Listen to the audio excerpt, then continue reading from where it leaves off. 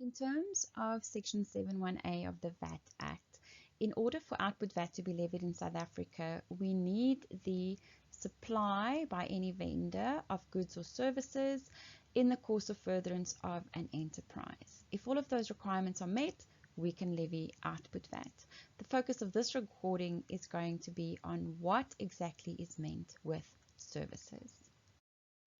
Now, if you take a look at the definition of services in Section 1 of the VAT Act, the first thing that you should see is that it is a very wide definition again, because services means anything done,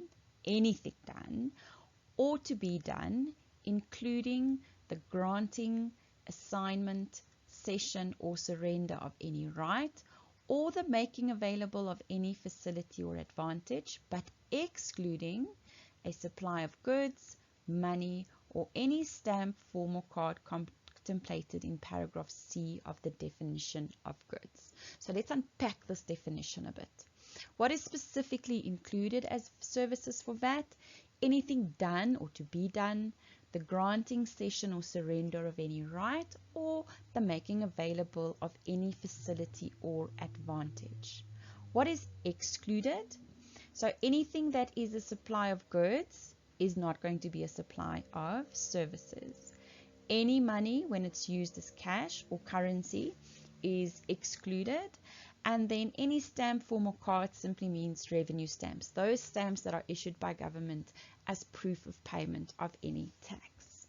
Now, services can sometimes be a bit tricky, so a good rule of thumb to use to determine whether something is a service is to ask yourself the following. If a supply is not a supply of goods as defined, and it's not specifically excluded in the definition of services, then the supply will be a service. So for example, goodwill, right? Think about goodwill in your financial statements.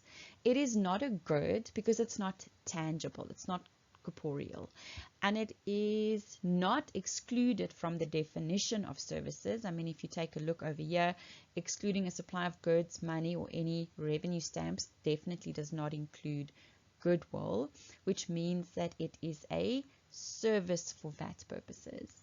Other services includes trademarks, patents, know-how, payments, cryptocurrency, basically all types of intangible assets fall within the definition of service.